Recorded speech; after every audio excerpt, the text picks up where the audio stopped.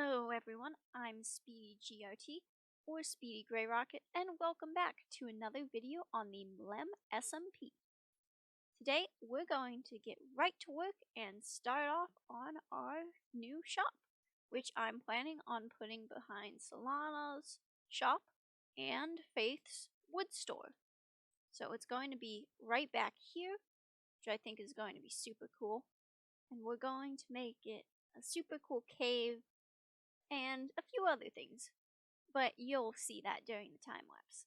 So, let's get into a super speedy time lapse.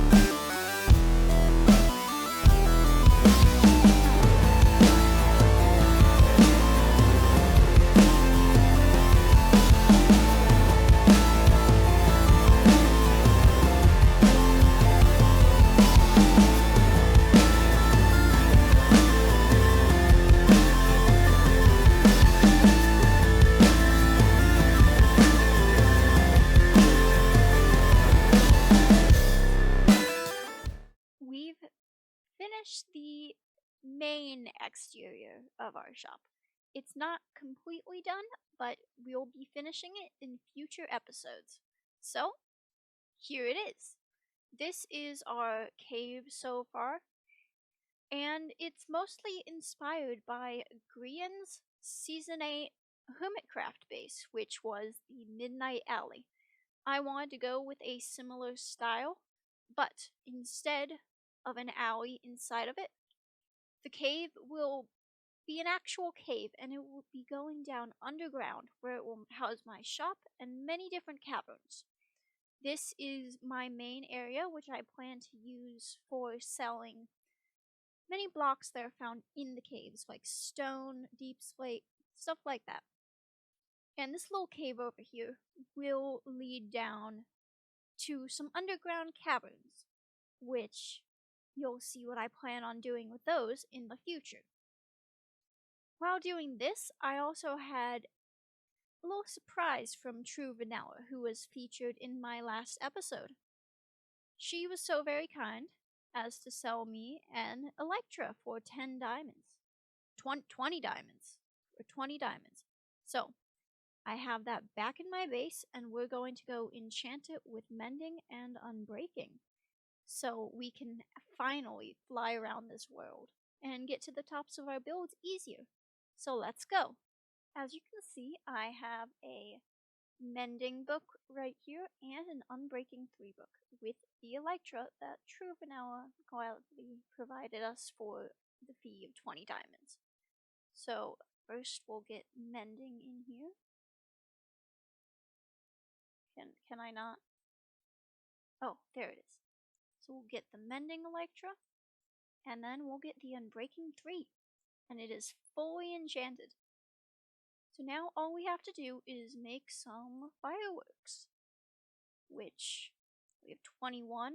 We'll have to get some more gunpowder or a gunpowder farm in the future, but we have the elytra, our wonderful pair of wings. So let's take them for a test flight. Look at this. This is awesome. I just crashed into a tree. Can I phase through trees? Yes, I can. Oh, that's super cool. I can phase through trees while I'm flying.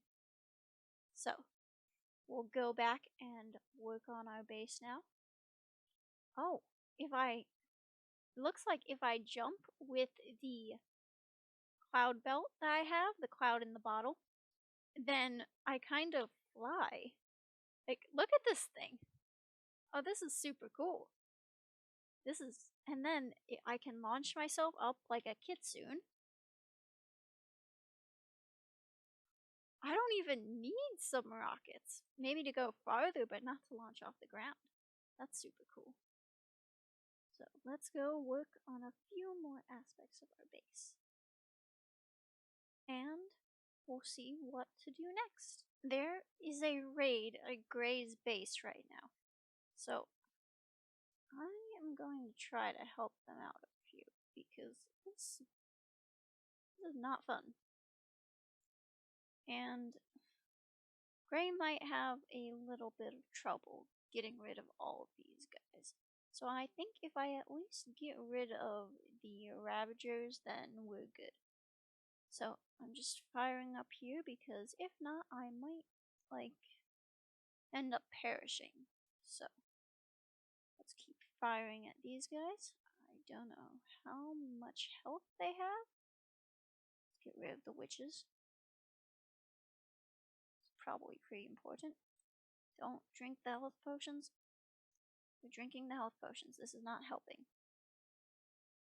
They cannot reach me though since I'm on this tree, which is pretty good. So I went on an adventure, and I went down into the nether, and I went caving. Sadly, when I was in the nether, I did lose my cloud in a bottle, which I can no longer double jump, but I can still do my normal kitsune jump. I did, however, get a whole bunch of new items. As you can see, I have a superstitious hat, which gives me an extra level of looting, an obsidian skull, which makes me temporarily immune to fire damage when I get hurt by fire, and then I have my kitty slippers, which scares some types of creepers away. There's still a few modded ones that are quite annoying. Our next task on the list is to go down to our little shop area down here. See if our goblin guy has recharged his trades. He hasn't. And we're going to start setting our prices and our items. So I'm thinking over here, this is going to have some type of special item. And over here is going to be the rest of the items. So let's put these over here. Might be better to do single chests instead. I can always restock, so I have 4 along this wall. And this will be the entryway to another room, so I won't put any chests over here. Now I'll just price everything and get everything else sorted into the chests, and we'll be back. One of the final things we have to do this episode is create a sign for the shop. I have stocked the main part of the shop, and while the entire build isn't finished, I would like to get some profits in, hopefully before I finish it, so it's all stocked in the bottom. Now let me clear an area over here and place down the easel and the long canvas. And I seem to have forgotten that I need a paint canvas. So let's see how we make one of those. I finally figured out how to craft this. It's 3 planks on the bottom and then all these different colored dyes all along here. And I think we can add more as we go, so let's try adding some more. Now we're going to go over here to our little painting. And this shop is going to be called Clouds, Caves, and Cliffs because of my cloud theme, and because we'll be selling things that came either from the caves or on mountains, or from the Caves and Cliffs update. Now we'll have to draw a little cloud in the corner, which will start off in the light blue. So that looks like a nice little cloud, and now we'll need the caves and the cliffs, which we'll do in some nice dark gray colors. So let's draw the cave that I did for my shop so far, and that will be our cave. Now our cliffs will be a little bit trickier, so we'll have to go with like the light gray and draw like a few mountains and stuff. So I think that looks pretty good. We'll leave space for snow on top of them. And we'll fade the colors out, give it a nice gradient. There is our first sign. I really wanted to show everyone how this sign looked, but I hadn't planned on showing it, but I finished it and it looked really cool. So here is the sign for my shop. It has this nice crystal from the end, which like glows in the dark, has use of oxidized copper, some amethyst crystals and large amethyst buds, drip leaf bamboo, and dripstone. Thank you all for watching.